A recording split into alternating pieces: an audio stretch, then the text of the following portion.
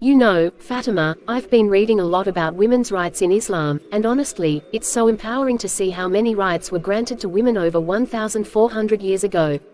That's so true. Islam gave revolutionary rights to women. But sadly sometimes cultural practices often overshadow Islamic principles, which creates so much confusion. Like restricting them from education. Our Holy Prophet said that, seeking knowledge is an obligation upon every Muslim. Exactly, women like Aisha bint Abu Bakr, who was an incredible scholar. Hazrat Aisha was the wife of Holy Prophet and she even taught many of the Prophet's companions. True, both genders male and female are equally accountable for their deeds and are promised equal rewards for good actions.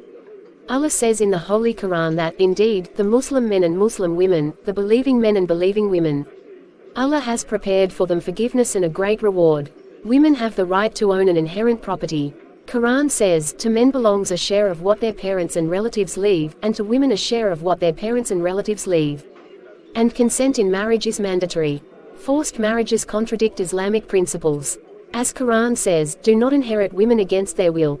True, and it is obligatory to men to be good to their wives.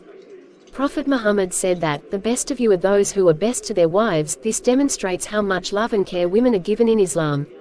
Let me narrate you a hadith. Once a woman came to the Prophet and said, my father married me to his nephew to raise his social standing, but I was forced into it. The Prophet annulled the marriage. This is so symbolic. You cannot make a girl marry anyone without her wish and will. These are such powerful sayings of Quran and the Holy Prophet. The life of Holy Prophet Muhammad is an example for all of us. True, Prophet Muhammad said, fear Allah in your treatment of women. Islam has given honor and dignity to women. Their roles and rights are clearly defined and balanced with those of men. And there is an entire chapter, surah, in the Quran named after women, Surah an-Nisa, the women. It is the fourth chapter of the Quran and consists of 176 verses. This surah deals extensively with matters related to women, family, and social justice.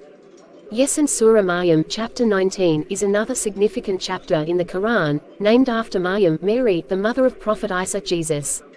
It is the only surah in the Quran named after a woman, and it highlights her piety, strength, and the miraculous events surrounding her life. Exactly, you are right. Islam spreads peace, and there are many other places in Hadith and Quran where Islam talks about the rights of women. So true. And all those watching the video, do subscribe our YouTube channel and share this video as our Holy Prophet said. May Allah make radiant the face of a person who hears something from us and conveys it as he heard it. Perhaps the one it is conveyed to will understand it better than the one who heard it. Bye.